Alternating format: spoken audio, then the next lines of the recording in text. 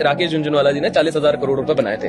आज के समय पे अगर किसी को नेक्स्ट राकेश झुनझुनवाला जी बनना है या फिर इंडिया का नेक्स्ट वॉरेन बफेट बनना है, उन्हें कौन सी चीजों का ध्यान रखना पड़ेगा जिससे कि दे कैन इंश्योर। काफी लोग जो ये देख रहे हैं वो बनना चाहते हैं कि भाई हम नेक्स्ट बने। आप बताइए आपको क्या लगता है, what could be a blueprint for these people जिनको ये बनना है? देखो, एक्सपेक्टेड आंसर होगा आप चार्टर्ड अकाउंटेंसी करो या फिर आप सीएफए करो या पहले बहुत ना, पहले आप अपनी संगत बदलो, अपना कमरा बदलो।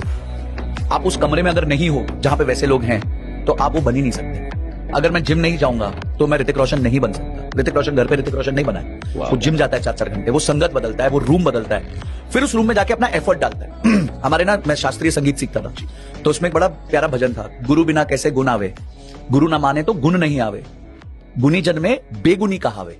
तो ये 3 लाइन का मतलब है कि जब तक आपके पास राइट मेंटोर नहीं है तब तक आप जिंदगी में आगे नहीं बढ़ सकते। आप किसी का भी केस ले लो, राधाकिशन दमानी का मेंटर कौन थे? मन्नू मानिक थे। फिर उन्होंने अपना मेंटर बदले जब उनको लगा कि यार शॉर्ट मार्केट अब अपना निकल।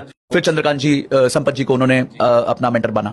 तो अगर इतना बड़ा आदमी भी मेंटर पहले चुनता है तो आप शरणार्थी बने बिना, मतलब किसी के, आप नहीं सीख सकते, क्योंकि ये गेम आपको इंटरनेट पे, गूगल पे नहीं सीखने मिलेगी।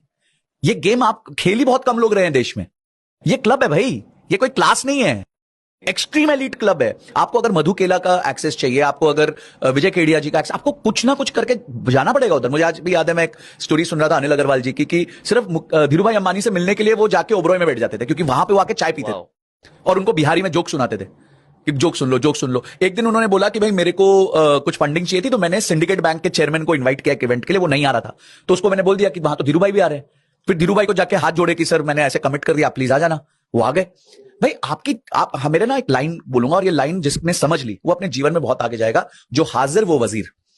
वजीर वो नहीं बनता जिसको नॉलेज होती है, वजीर वो बनता है जो हाजिर होता है। तो आपका इंटेलिजेंट होना, इंटेलेक्चुअल होना कोई मायने नहीं रखता जब तक आप उस संगति में नहीं हो, आपके पास गुरु नहीं है, आपने राइट तरीके से उस ट्रेड को वहां सीखा नहीं है। मुझे बताओ, जो चीजें राधाकिशन, आप तो इतना जानते हैं, मुझसे कहीं ज्यादा जानते हैं, जो चीजें राधाकिशन दमानी ने एग्जीक्यूट करी, क्या वो पहले से जानता था?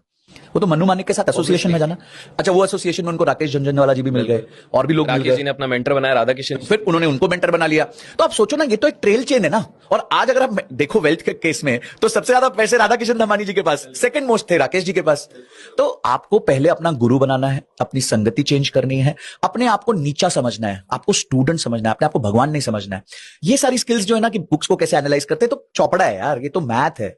इन्वेंट्री टर्नओवर रेशियो, ये रेशियो, वो रेशियो, रिटर्न और capital employed, growth in sales, growth in PAT, ये सबसे मार्केट नहीं चलती है। मार्केट इन लोगों के क्लब से चलती है। तो ये मेरा लगता है सबसे पहला स्टेपिंग पॉइंट आपका है एक्सट्रीम वेल्थ क्रिएशन का, कि आप अपना कमरा बदलो।